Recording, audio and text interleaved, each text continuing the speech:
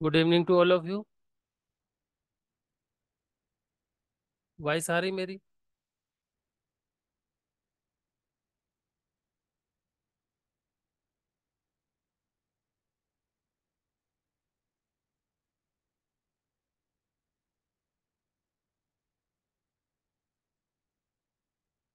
Vinod ji, voice आ रही है? Okay okay, thank you. तो आइए आज हम स्टार्ट करते हैं जहाँ कल छोड़ा था वहीं से। पहले कुछ पार्ट बी के क्वेश्चन करेंगे, उसके बाद पार्ट सी में आए। पेन पेपर लेके रेडी हैं सभी लोग?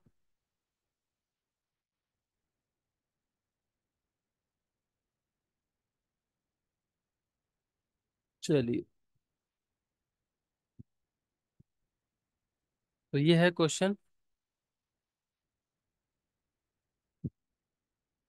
Consider the ordered basis v1 is equals to 100, v2 is equals to 0110, v3 is equals to 111 of R cube. What are the coordinates of 1 2 3 with respect to the this basis? With respect to this basis आपको coordinate find करना है। ठीक है, इस तरह के question आते रहते हैं बीच बीच में। बस मेहनत करनी, पेन पेपर चलाना है। 2 मिनट है आपके पास, सॉल्व कीजिए।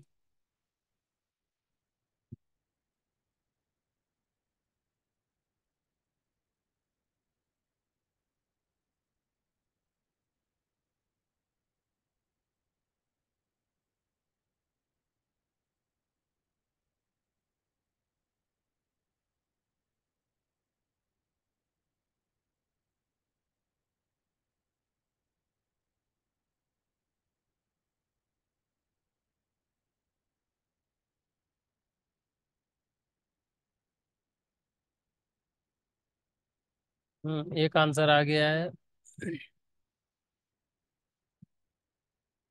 ये बाकी लोगों को भी जानने देते हैं।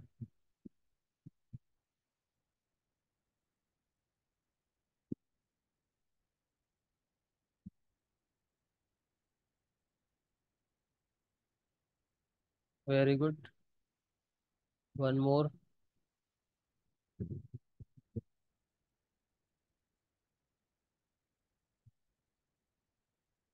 गीता जी एक्सप्लेन कीजिए तब तक।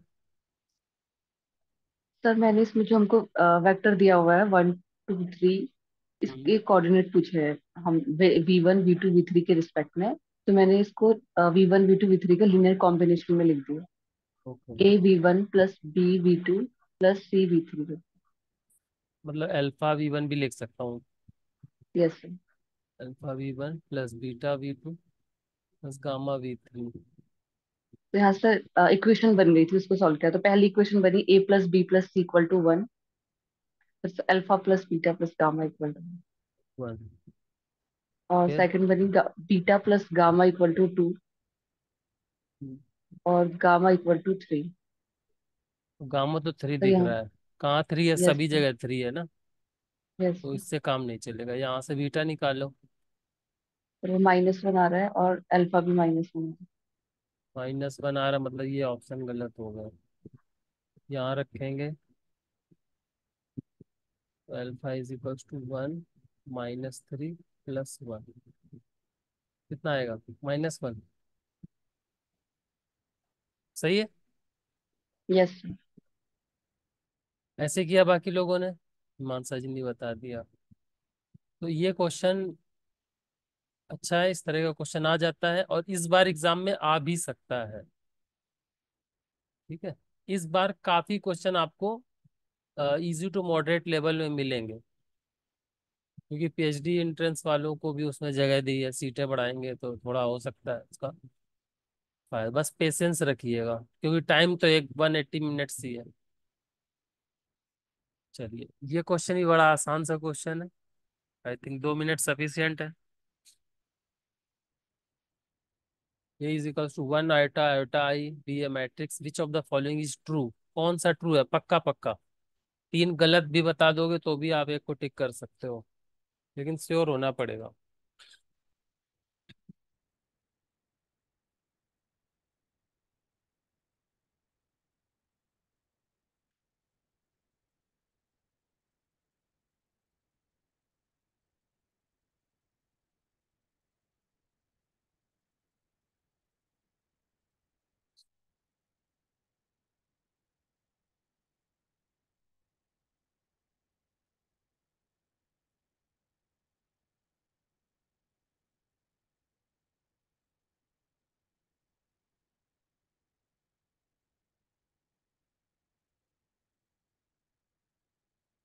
Very fast. आते हैं अभी। 1 मिनट मोर।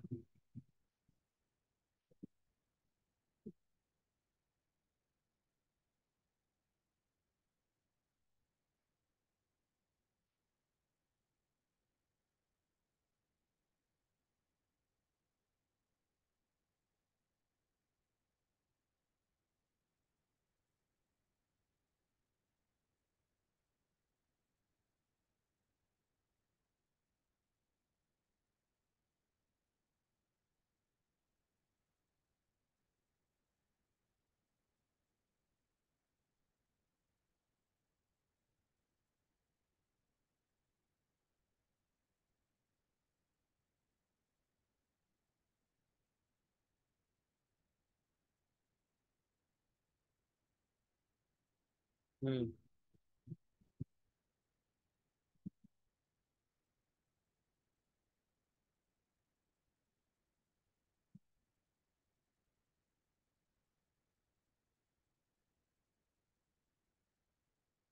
किरण दास जी बताइए कैसे अप्रोच किया, कितने ऑप्शन डिस्कार्ड कर पाए। सर मैंने तो ये दिया है सर, ए स्टार निकला। और सर मल्टीप्लाई करके देखा सर, 2 सही है। ए स्टार ए निकाला तो ए के ए बराबर आ ट्रांस रहा है। No sir. Hmm. A star 1 -i -1 आया। माइनस आई 1 ये आ 1 गया। आया। Yes sir. A into star किया, ए स्टार इंटू ए किया, ये सेम आया सर। अच्छा, ऑप्शन 2। Yes sir. ठीक है। बाकी नहीं होंगे फिर से। कोई और, एनी अदर मेथड हिमांशा जी, आपने भी ऐसे ही किया। सर इसकी जैसे देखिए, वन आई आई वन है सर, देख के लग रहा है वन प्लस आई उठा, इसकी एक आइगन वैल्यू हो गई ना। और सर ट्रेस इसका टू है, तो सर दूसरी आइगन वैल्यू मेरी वन माइनस आई उठा हो गई। तो सर यहाँ से मेरी डिस्टिंक्ट आइगन वैल्यूज आई। मैट्रिक्स सर डायगोनलाइजेबल है। सर यहाँ से मैंने लिखा तो डायगोनल पे वन प्लस आई उठा, वन माइनस आई उठा, सर ऐसे आएगा। इसका आप सर स्क्वायर करेंगे तो यहाँ से ये आइडेंटिटी नहीं बन रही थी। तो सर ये A square equal to identity, ये वाला ऑप्शन मैंने गलत कर दिया था। सर फिर बाकी थ्योरी से नहीं हो रहा, तो फिर ए स्टार निकालिए। सर जब ए स्टार निकालें सर, वो वन माइनस योटा वन हो जाएगा। और सर ए इनवर्स के लिए तो सर डायगोनल वाली एंट्रीज एज रहेगी, वो सर माइनस माइनस लग जाएगा, बट इसका डिटरमिनेंट सर टू आएगा ना, तो ये 1/2 के फॉर्म में आएगा। सर यहाँ से इनवर्स भी नहीं सेम होगा, इसीलिए सेकेंड वाला सही हो जाएगा। हम्म। ठीक है। बहुत अच्छा है, काफी कुछ इसमें भी आपको नया सीखने को मिल सकता है बाकी लोगों को। देखिए, लेकिन एक चीज मैं बोलना चाहूंगा, जब भी आपको स्टार बहुत ज्यादा जगह दिख जाए, है ना, तो आप ज्यादातर कोशिश करो कि ए स्टार तो निकाल ही लो। अब जैसे ए स्टार निकालने पर अगर ये मैट्रिक्स मिल रही तो ए स्टार ए के बराबर तो हमें दिख ही रहा है कि नहीं है, तो यहाँ से ये डिस्कार्ड हो जाएगा, है ना। और ए इनवर्स के लिए आपने जैसे बताया कि डिटर्मिनेंट इसका 2 है, अपॉन में 2 ऐसा कुछ आएगा नहीं यहाँ पर, तो वो भी डिस्कार्ड कर सकते हो। मीन्स आप आइगन वैल्यूज वाले कॉन्सेप्ट से जा सकते हो, उसमें मैं मना नहीं कर रहा हूँ। बट ए स्टार वाला पहले अप्रोच होता तो शायद दो ऑप्शन आपको दिख जाते, क्योंकि एग्जाम में बहुत हाँ ज्यादा सर। पैनिक हो जाता है। हाँ सर, मुझे सर सीधे फोर्थ वाला ऑप्शन सर आइडेंटिटी पे गया, चौथे पे। मैं सोची इसकी आइगन वैल्यू से ही देख लेती हूँ क्या है। अच्छा, ये A square is equals to identity, by chance मैं अदर पूछ रहा हूँ, बाकी लोग भी सोचो जरा, A square is equals to identity है तो मैट्रिक्स कैसी होती है। इनवॉल्यूटरी मैट्रिक्स होती है ना सर। हाँ, इनवोल्यूटरी मैट्रिक्स होती है। तो इनवोल्यूटरी मैट्रिक्स की क्या प्रॉपर्टीज होती है। इनवोल्यूटरी मैट्रिक्स की आइगन वैल्यूज कैसी होंगी हिमांशा जी। +-1 होती है ना। हाँ, +-1 होती है, और आपने ऐसे ही बता दिया कि इसका सम क्या हो रहा है, 1 + i। 1 + i इसका दिख ही रहा है, तो मतलब वो चीज ना, प्रोडक्ट ना करो तो भी कॉमन सेंस यूज करके इसको डिस्कार्ड कर सकते हो। हाँ sir. Everyone getting my point. Yes sir. Hmm. तो बहुत सारी चीजें छिपी रहती हैं क्वेश्चन में, बस देखने वाली नजरें एग्जाम हॉल में थोड़ा कम चलती हैं, तो वो है। चलिए अभी आगे बढ़ते हैं नेक्स्ट क्वेश्चन पर। Very well discussion, very good, keep it up.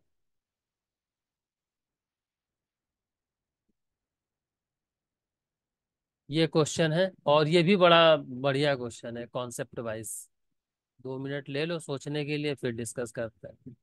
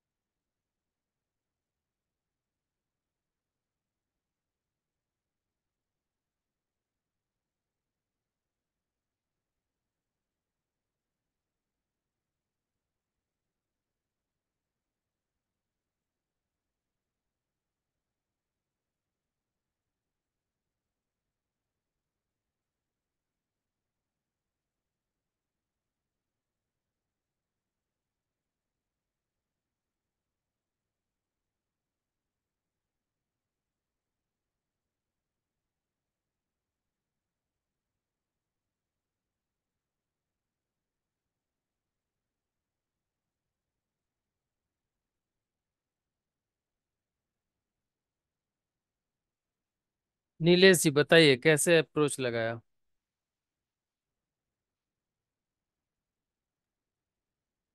Sir यहाँ पे A B equal to G, A B into V into zero दिया ना V1 के लिए।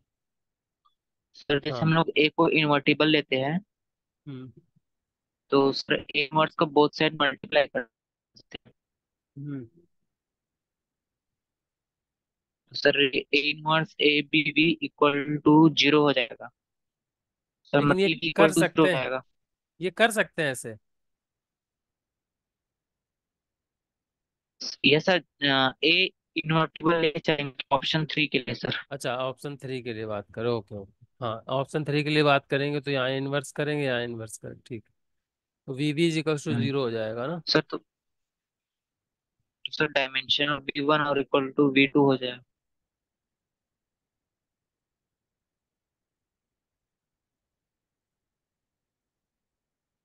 हम्म। यहाँ बिल्कुल दोनों सेम ही चीज हो गई, तो ये ऑप्शन ट्रू हो जाएगा ना। Yes sir. तो बाकी कुछ देखने की जरूरत है। सर को ऑप्शन से डिस्कार्ड, मतलब एग्जाम्पल से डिस्कार्ड कर। हाँ, मतलब अगर पार्ट सी में अगर क्वेश्चन होता तो हम और सोचते इसके बारे में डिस्कार्ड करने को। तो चलिए, जब आप लोग सॉल्व कीजिएगा तो इसके सारे काउंटर भी सोचिएगा, ठीक है। वैसे इसमें सोल्यूशन में दे रखे हैं। क्लियर है सभी को।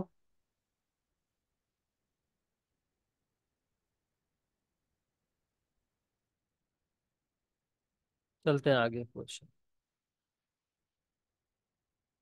हम्म। यही बड़ा अच्छा सा क्वेश्चन है।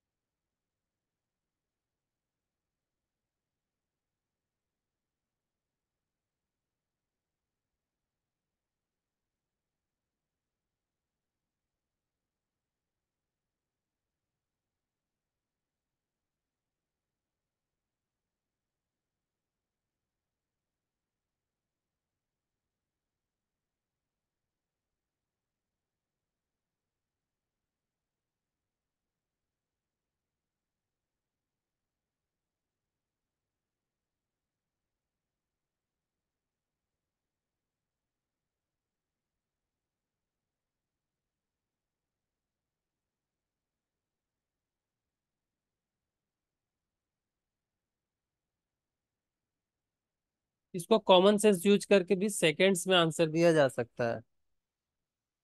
2 लोगों के आंसर आए अभी तक। हिमांशा जी बताइए।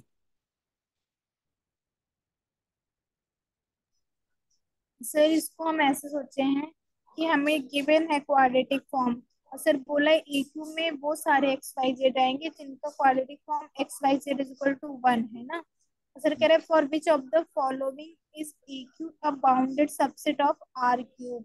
सर जैसे बाउंडेड के लिए बोल रहा है सर R3 में, पहले वाले में sir X square plus Y square plus Z square है सर, ये अगर हम इक्वल टू 1 कर दें सर तो ये स्क्वायर बन जा रहा है ना, तो वहां से बाउंडेड मैंने बोला है। ये क्या है, स्फीयर है ना? हाँ। Sphere of radius 1। हाँ सर। तो ये बाउंडेड हो जाएगा, तो यहाँ से ऑप्शन ठीक हो जाएगा। बाकी क्या है, ये अगर पता है तो ठीक है, नहीं तो पहला ऑप्शन मिल गया तो चलेगा। कोई बताएगा बाकी क्या चीजें हैं? सर हाइपरबोलाइड है बाकी तो। हाँ वेरी गुड। बाकी सारे हाइपरबोलाइड है अलग अलग एक्सिस के पास। बहुत बढ़िया। तो अगर आपको थोड़ी सी कर्व वर्व की जानकारी तो भी ये क्वेश्चन किया जा सकता है। चलिए आगे चलें।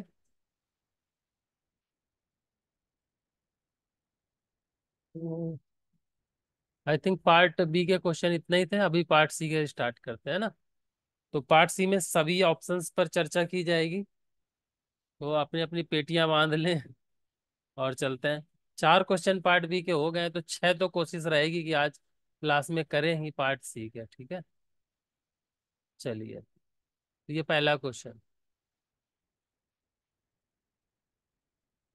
ये अप्लाइड का क्वेश्चन है। If U X Y is a solution of the following problem, U del U over del X plus del U over del Y equal to 1 such that, ये आपको दे रखा है पैरामीट्रिक फॉर्म में, ठीक है। इसको समझिए, और यू 2 1 की वैल्यू पूछ रहा है। इसमें पार्ट सी में बस ऐसे ही क्वेश्चन में मैं बोलता हूँ कि इसमें आपको अटेम्प्ट जरूर करना चाहिए, आपको पता चल रहा है कहाँ का प्रॉब्लम है, ये कौची प्रॉब्लम है। और U21 की एग्जैक्ट वैल्यू पूछा है, इसका मतलब एक ही ऑप्शन सही होगा। तो इसमें 4.75 मार्क्स लाने के ज्यादा अच्छे चांसेस है। तो बस 3 मिनट भी ले लो लेकिन आंसर सही दो, ठीक है। चलो ट्राई करो।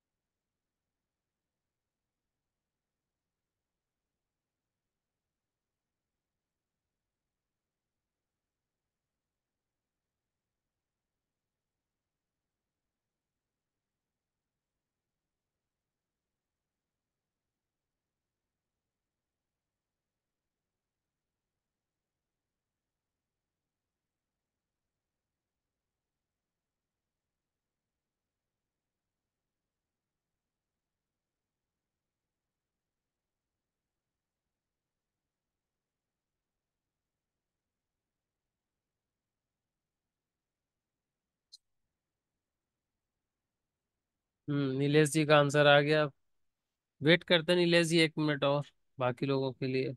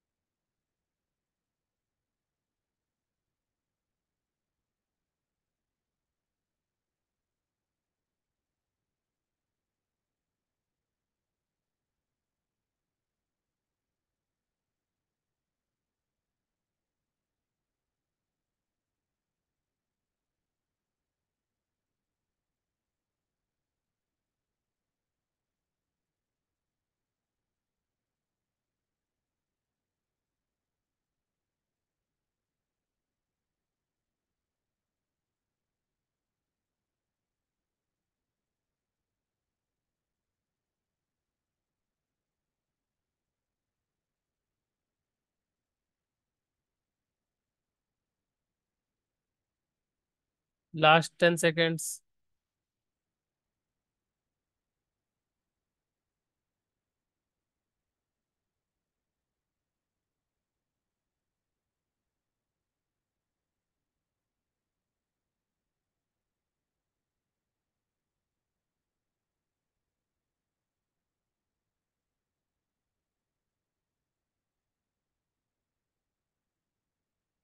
विनोद जी, विनोद जी वॉइस आ रही?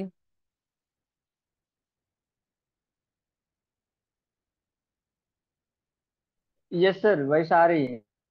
बताइए कैसे अप्रोच कर सकते हैं।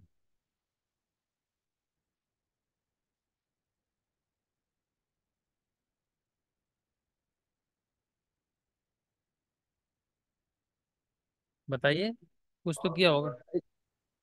Yes sir. सर इसमें हम सर यहाँ पर दे रखा है D X over that equal to dy/1 that equal to du/1। तो यहाँ से दो का पेयर पेयर बनाकर यहाँ से हम सॉल्व कर लेंगे सर, एक ही क्वेश्चन बन जाएगा। फिर दो का पेयर बनाकर फिर सॉल्व कर लेंगे, वहां से एक ही क्वेश्चन बन जाएगा सर। इन दोनों के एक साथ ले लो क्योंकि यू के साथ है ना। Yes sir. तो ये हो जाएगा x = u² + c1। C1। और इन दोनों को साथ में ले लोगे तो y तो is y equals equal to two. u + c2, ऐसा कुछ हो जाएगा। Yes sir. ठीक, 2 आएगा ना सर? हम्म। 2 आएगा ना सर?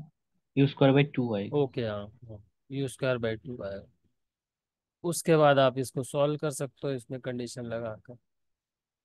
क्या आया था Nilesh ji final answer? Sir u equal to hmm. Sir y² + 2x - 4y y² + 2x - 4y। Upon 2y - 4। ये आया था। Yes sir. सर यही वाला स्टेप दिखाइए सर, कैसे आ रहा है, मेरा ये नहीं आ रहा है। देख लेते हैं। ऐसे क्या होगा? हाँ सर, ये सब तो सेम है। ये सर C1 की क्या वैल्यू आई है? -s/2। और C1 भी -s/2 आया, और सर C2? c2 सर ये आया। C2 में S आया था। ये आया है ना, s²/4 - 2s। हम्म। फिर इसको कन्वर्ट किया, ये इक्वेशन बन गई। कैलकुलेशन अलग अलग भी हो सकती है थोड़ी बहुत। यही आ जाएगा ना, ये वाला। फिर यहाँ पर 2, 1 की वैल्यू रख देंगे, -1/2 आ जाएगा। ठीक है ना मानसा जी? ठीक है सर, कैलकुलेशन करेंगे। चेंज हो सकती है, आप लोग प्रोसीजर पता है आप सबको, वो मेरा एम है कि प्रोसीजर रिवाइज हो जाए, प्रैक्टिस हो जाए। बाकी स्टिक नहीं करना है, यहीं फंसे रहे। आगे चले। Yes sir. चलो, ये तो आसान से, इससे आसान क्वेश्चन कहाँ मिलेगा। हम्म।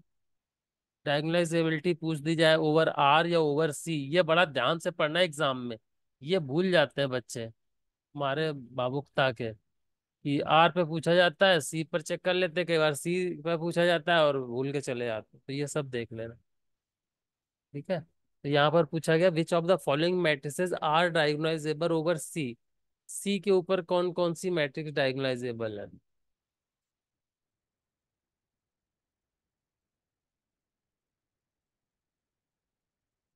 कौन कौन सी डायरेक्ट ही लग रही हैं? सर 4। सर फर्स्ट तो इनकरेक्ट है। सर 2 3 4 आएगा। हम्म।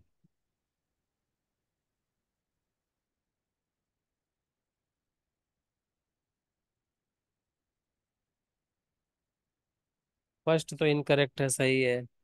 टू टू को तो ब्लॉक मैट्रिक्स से बना के चेक कर सकते हो, है ना। ये सर डिस्टिंक्ट आइगन वैल्यू आ अब रहा। थर्ड है। वन आ जाएगी, इसकी क्या आ जाएगी, lambda square plus minus. Minus I. हाँ, तो इसकी प्लस माइनस आई आ जाएगी, तो भी ये डायगोनलाइजेबल हो जाएगी। और सर सर फिर डायगोनलाइजेबल कौन सी ओवर है? सी नॉट आ इसकी रहा है sir. Hmm, two diagonalizable over C not R ऐसा आएगा ना। हाँ, अगर आर पे पूछा जाता तो गलत करके आते, यहाँ हम्म। पर सी के ऊपर पूछा जा रहा है तो सही करके आएंगे। ये तो बनेगी नहीं, क्योंकि इसकी एम जी एम अलग अलग आ जाएगी ना। Yes sir. वन के करस्पॉन्डिंग अगर चेक करोगे तो ए माइनस लेमडा आई जब करोगे वन के रिस्पेक्ट में, तो वहां पर इसकी रैंक कितनी आ जाएगी, वन आ जाएगी। वन रैंक का मतलब, इसका GM2 हो जाएगा सर, हाँ, इसका और जी एम। AM3। हाँ, तो ए एम जी एम बराबर नहीं आएंगी, तो वहां से डायगोनलाइजेबल। तो ये वाला करेक्ट है, ये सही, इसका वाला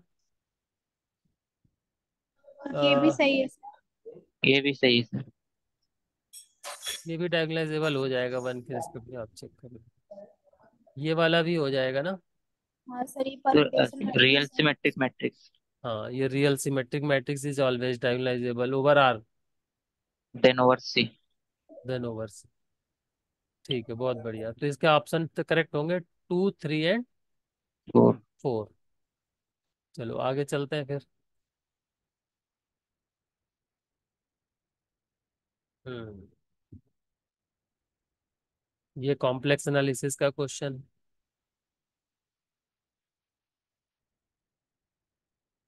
सोच विचार के जवाब देना, ऐसे आसान से ही क्वेश्चन, विद्वानों में मतभेद हो जाते हैं ऐसे क्वेश्चन में।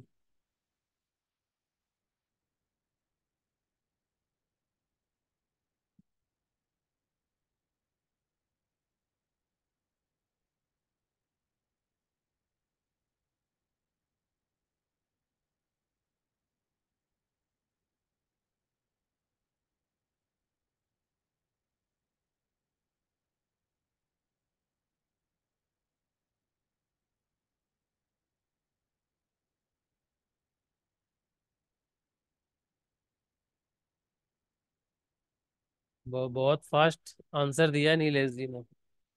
अभी जानेंगे नीलेश जी से, गीता जी का भी आंसर आ गया है। एक मिनट और ट्राई करने देते हैं बाकी लोगों को।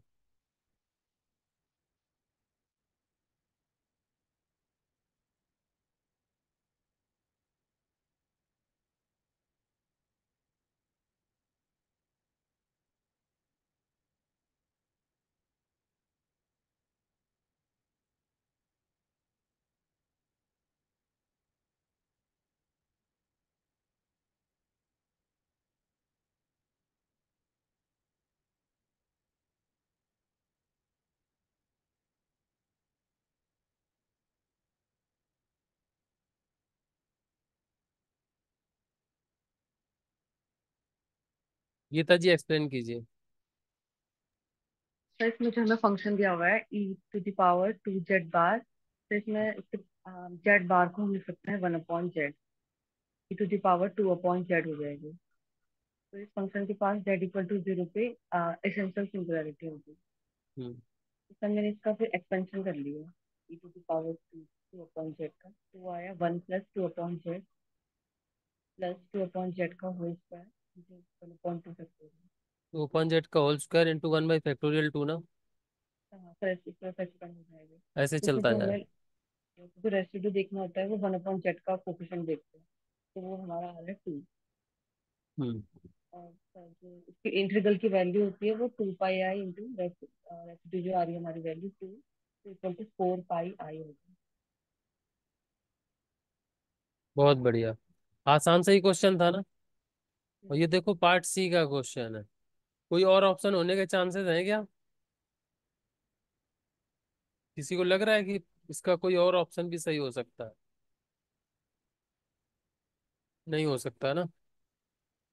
तो यह आसान सा क्वेश्चन था।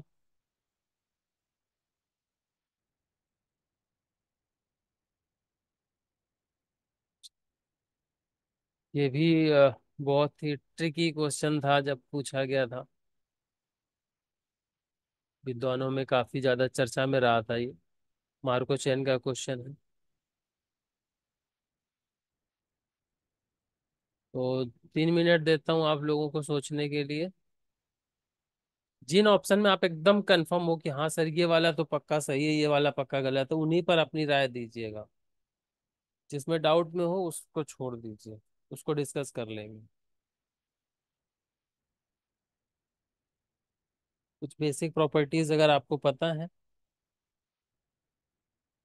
तो आप उससे क्वेश्चन ये सॉल्व कर सकते हैं।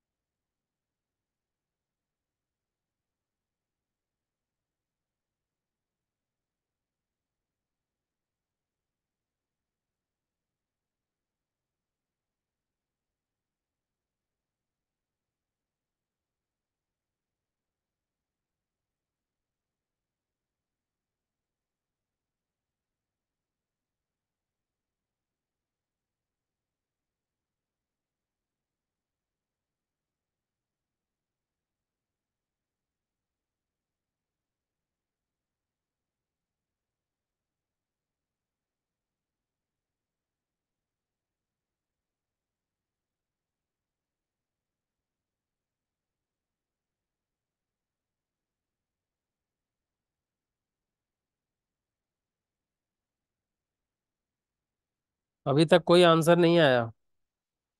Last 1 minute.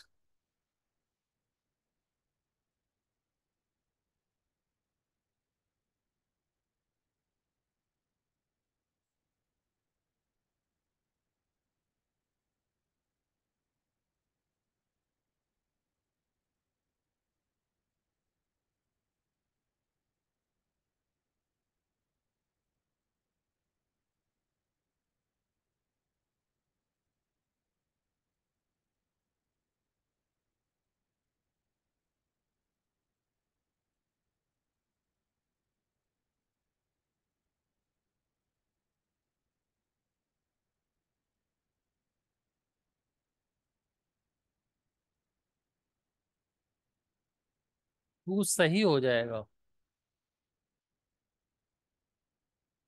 नेसेसरली टू की बात कर रहा है। नीलेश जी बोल के एक्सप्लेन कीजिए।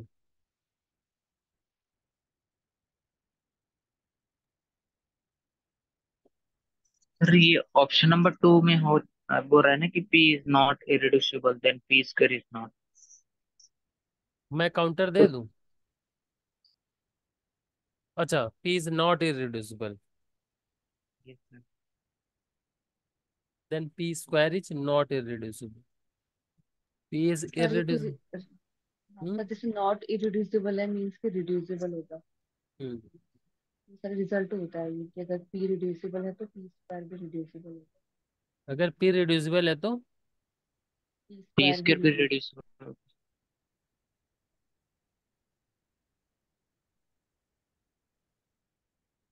पी रिड्यूसिबल है तो पी स्क्वायर भी रिड्यूसिबल होगा। ठीक है। 1 के लिए काउंटर। सर इसके लिए 0 1 1 0 ले लेते हैं। हम्म। इसमें पी स्क्वायर हमारी आइडेंटिटी मैट्रिक्स बन जाएगी। हाँ, ये एग्जाम्पल याद रखिएगा आप लोग। इसका ट्रांजिशन मैट्रिक्स इस तरह का बनेगा कुछ। इरेड्यूसिबल है, बट ये जब स्क्वायर करेंगे तो आइडेंटिटी मैट्रिक्स मिल जाएगा। मीन्स जीरो पर और वन पर, ऐसे ये दोनों रिड्यूसिबल हो गए। ठीक है, ये ठीक है। थर्ड,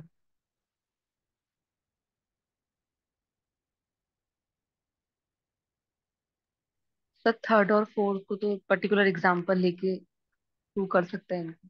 एग्जाम्पल से ट्रू कैसे कर पाएंगे?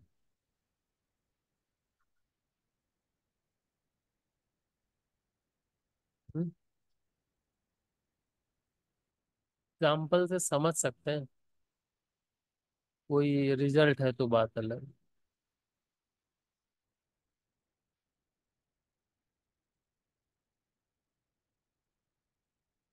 चलिए देखते हैं। Option one is incorrect. ठीक है।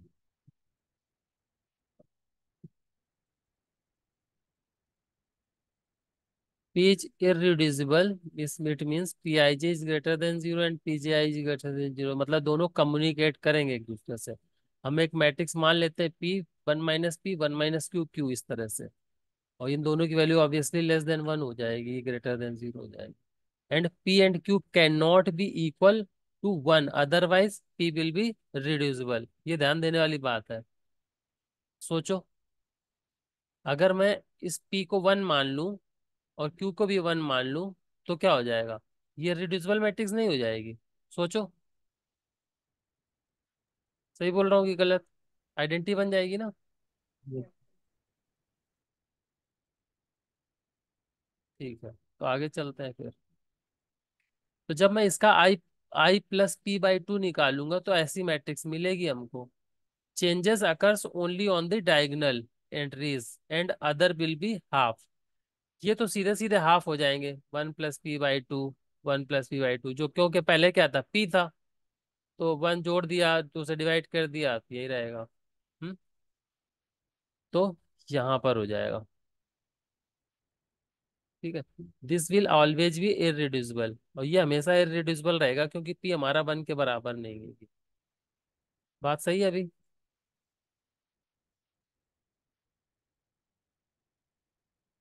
क्लियर है ना? मतलब इससे समझ सकते हो ना, इन जनरल प्रूफ किया है।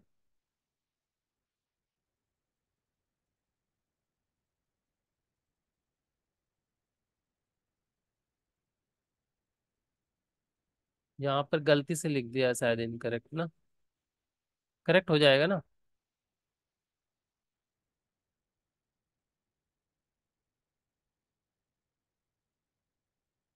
सेकंड के लिए, if states are not communicating in P, then they are also not communicating in P square. ये अभी रिजल्ट की बात करी थी, इसलिए पी, ये अलर्ट ट्रू है। और फोर्थ के लिए, the transition probability matrix P is quasi positive if and only P is irreducible and aperiodic, एक रिजल्ट है। ठीक है, ये रिजल्ट ध्यान में रखना। ठीक है ना? चले आगे। किसी को डाउट है किसी भी ऑप्शन में? तो पी क्यूब भी होगा इरेड्यूसिबल पीरियड? हम्म। पी क्यूब भी होगा? हाँ, पी क्यूब भी होगा, वो फिर बढ़ता चला जाएगा उसी में।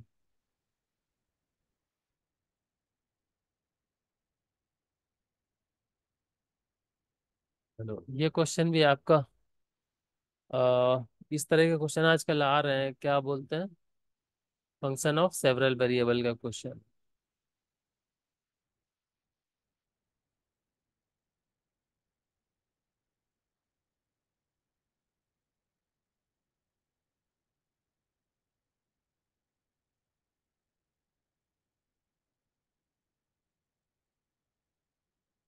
फंक्शन ऑफ सेवरल वेरिएबल बहुत इंपॉर्टेंट है आपके एग्जाम के पॉइंट ऑफ व्यू से।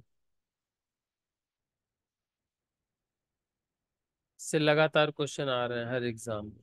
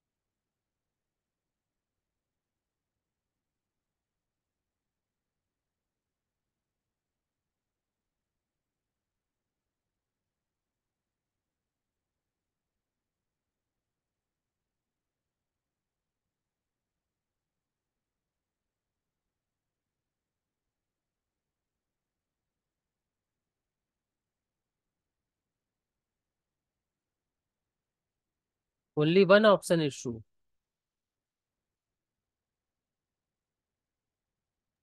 नीलेश जी, यही आ रहा है मेरे। सारे चेक कर लिए?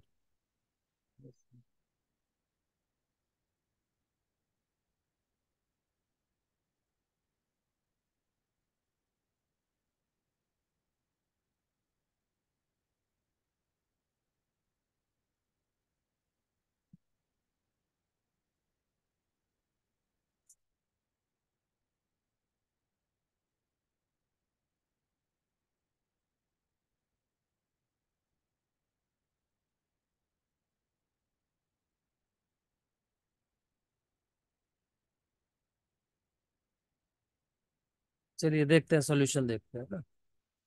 ये क्वेश्चन है, F is differential implies the existence of partial derivative. अगर डिफरेंशियल है तो पार्शियल डेरिवेटिव एग्जिस्ट करेंगे। कंट्रा पॉजिटिव यूज कर सकते हैं इसका contradiction. Converse not true, if the partial derivative does not exist implies that F is not differentiable. ये सीधे सीधे बोल सकते हैं। Del F over del X निकालेंगे जीरो जीरो पर, तो ये फॉर्मूला लगाएंगे। Limit H tends zero, F of H comma zero minus F of zero zero upon H. तो यहाँ से H mod H minus zero upon H आएगा, और ये जीरो की तरफ चला जाएगा। तो इसका पार्शियल डेरिवेटिव एग्जिस्ट कर गया जीरो जीरो पर, और वो जीरो के बराबर आ गया। के वाला निकाल लेते हैं। के वाला जब निकालेंगे तो एफ जीरो कॉमा के minus F zero zero upon के, तो ये मॉड के माइनस जीरो अपॉन के ऐसे आएगा। तो जो कि एक सिग्नम फंक्शन टाइप बन जाएगा ना। और ये क्या देगा आपको, -1 if K is less than zero, +1 if K is greater than equals to zero. इसका मतलब दो वैल्यूज दे रहा है। तो partial derivative does not exist and F is not differentiable. 1 and 4 are incorrect. और लास्ट में जो डायरेक्शनल डेरिवेटिव की बात करी गई है, वो फॉर्मूला यूज कर लेंगे। तो ये फॉर्मूला लगाएंगे जीरो जीरो पर, H A1 H A2, और इसको जब हम अप्लाई करेंगे 1, 1 पर निकालेंगे, तो ये भी दो वैल्यूज दे देगा, -1 और 1। ये भी नॉट एग्जिस्ट हो जाएगा। तो इस तरह से only option 3 is correct. Clear है सभी को? सारे ऑप्शन चेक कर लिए इस तरह से। तो थोड़ी सी जल्दबाजी मत करना, एग्जाम में सारे ऑप्शंस चेक कर लेना, क्योंकि ये आपको मार्क्स दे के जाएंगे पूरे पूरे। मेहनत से घबराना नहीं।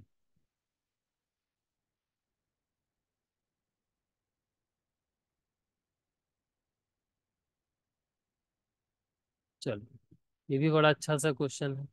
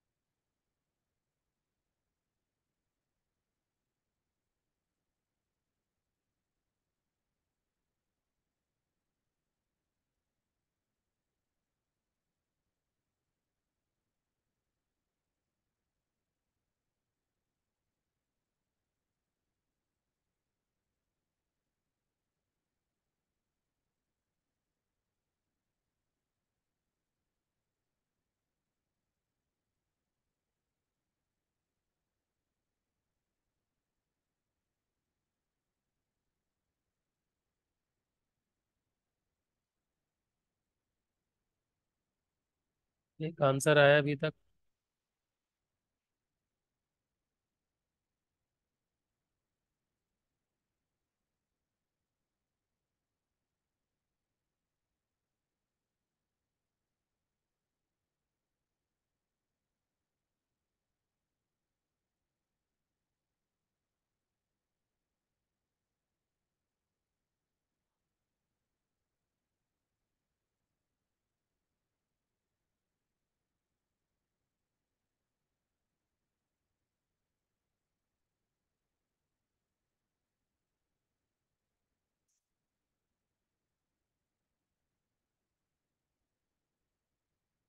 नीलेश जी एक्सप्लेन कीजिए।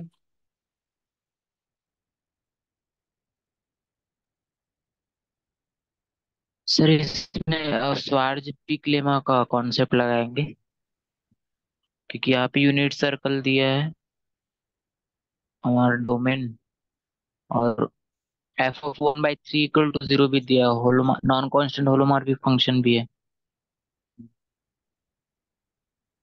सर तो इसमें F of Z, mod of F of Z, ये वाला फार्मूला लगा सकते हैं, less than or equal to mod Z, mod of Z minus A upon mod of 1 minus A bar into Z.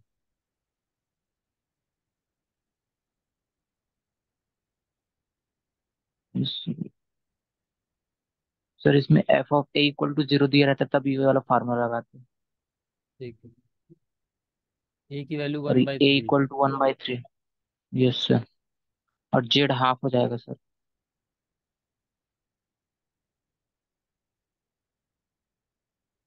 यहाँ से क्या हो जाएगा?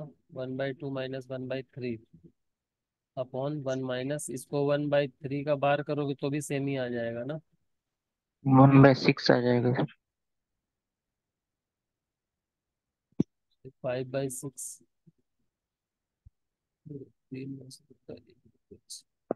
1/6 अपॉन 5/6, 6 से cancel, less than equal to 1/5।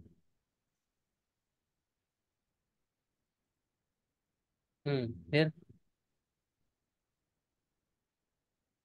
Sir 1/5 आया, लेस देन इक्वल टू, तो 4/5 तो छोटा हो जाएगा सर। मतलब 4/5 बड़ा है 1/5 से, 3/5 भी बड़ा है, 2/5 भी बड़ा है। हम्म, तो एक ही ऑप्शन सही होगा। ये सर 1/10 रहता तो वो भी सही हो जाता। हाँ मतलब यही इसी चीज के लिए मैंने बोला कि आगे क्या होगा। ये हम्म, ध्यान रखना, अगर इस तरह का कोई आंसर आ जाता है आपको, तो आपको इससे लेस जो भी वैल्यू हो उसके लिए भी ऑप्शन टिक करके आ जाना। अगर यहाँ 1/10 होता तो भी सही करके आते, है ना। यस। तो ये बड़े हैं सारे इसलिए नहीं लेंगे, तो ये तीनों गलत हो गए। तो और ये वाला एक ही सही।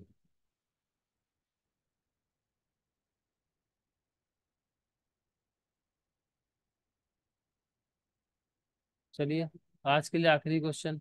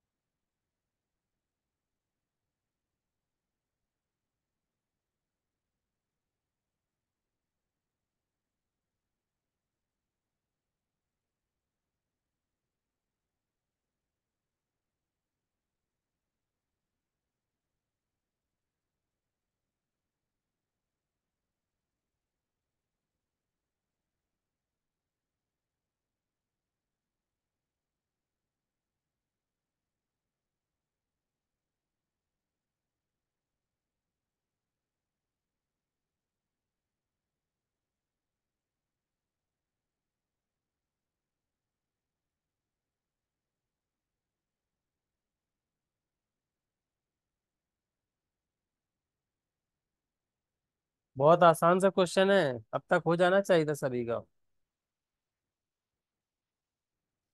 सर फर्स्ट और फर्स्ट आ गया, वेरी गुड। एक दो लोगों का वेट करते हैं और आने का, क्योंकि टाइम है आज हमारे पास। आज आप लोगों ने जल्दी से 10 क्वेश्चन सॉल्व कर लिए। आई थिंक 11वां है ये।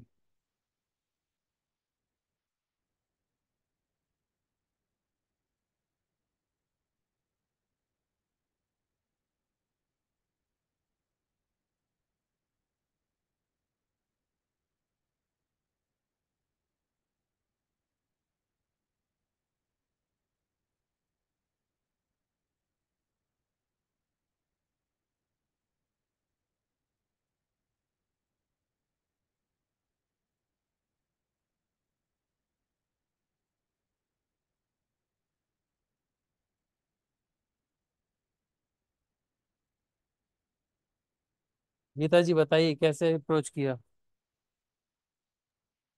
मैंने इसमें 1/n+z ले लिया, क्योंकि हमारा फंक्शन गिवन है, वो हो जाएगा f(z)(2+z)/(2 - z)।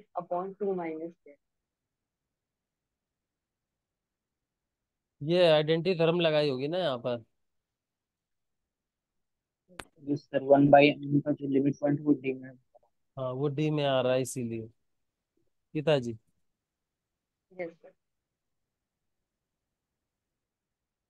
तो यहाँ पर z जो फंक्शन हमें जिस पॉइंट पे निकालना है, यहाँ पर दिया हुआ है i/2, तो उसकी वैल्यू रखी। z=i/2। Yes,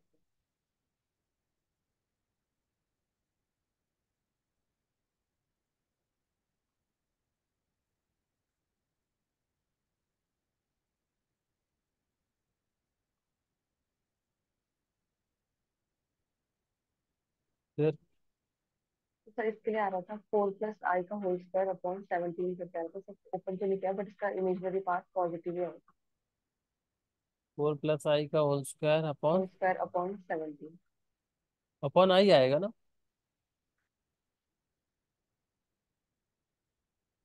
17 आएगा सर। 17। नहीं यहाँ पर i/2 था ना। अच्छा माइनस है, हम्म। मैं 2 × देख रहा हूँ, सॉरी सॉरी। मैं लिखा भी इंटू। यहाँ 4 - i² ये आ जाएगा। 17 अपॉन। 15+8i/17 आ रहा है।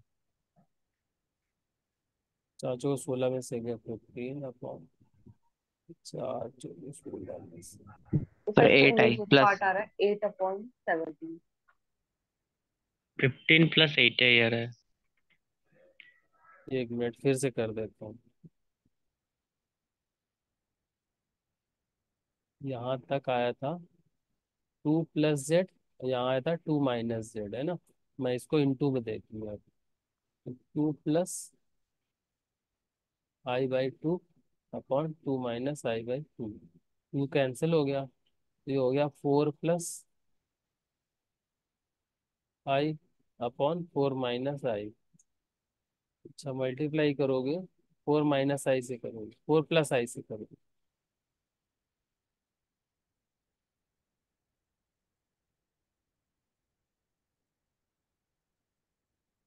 तो आ जाएगा 4 - 16 प्लस i² प्लस 8 अपॉन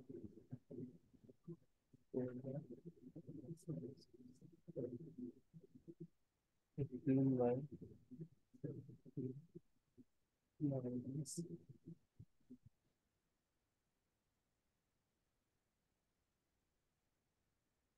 यही आएगा। सर पहले वाले के प्लस आएगा, तो 18 के आगे। हम्म। हाँ सर, 18 के आगे, 8 के आगे, 8 के आगे प्लस आएगा। फिर अभी आपने चार। fi/2 निकाला है ना, हाँ वहाँ प्लस है, ठीक। -i/2 के लिए माइनस आ तो ये इमेजिनरी पार्ट डिनोट कर रहा है, तो 8/17 आएगा ना। तो ये पहला पार्ट >0 है। तो कौन कौन सा ऑप्शन गलत है। सेकंड एंड रहा है। पहला तो फोर्थ। मतलब पहला और दूसरा हो सकता है, अभी हमें दूसरा वाला भी इसी तरह से निकालना पड़ेगा नहीं। माइनस के लिए, गीता जी? Yes sir. ठीक है, तो क्या आ जाएगा, फर्स्ट ही आ रहा है। यस सर, फर्स्ट क्या है? ठीक।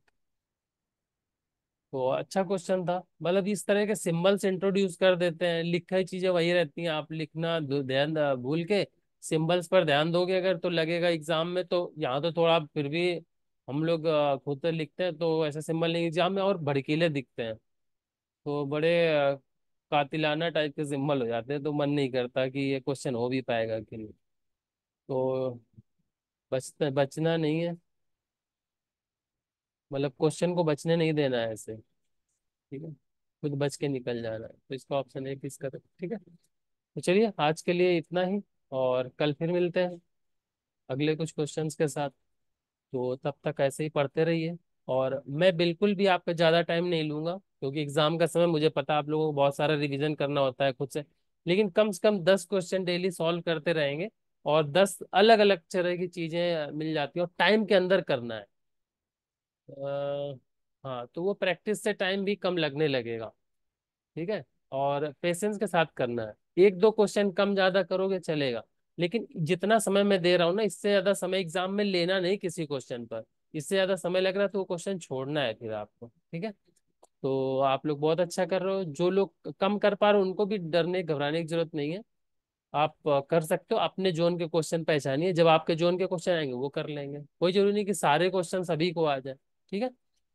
चलो, thank you so much to all of you, ऐसे ही मेहनत करते रहिए, और कल फिर मिलते हैं फिर अगले कुछ अच्छे क्वेश्चंस के साथ। तब तक टेक केयर, बाय बाय, अपना ख्याल रखिए और खुद पर भरोसा रखिए। Good night to all of you.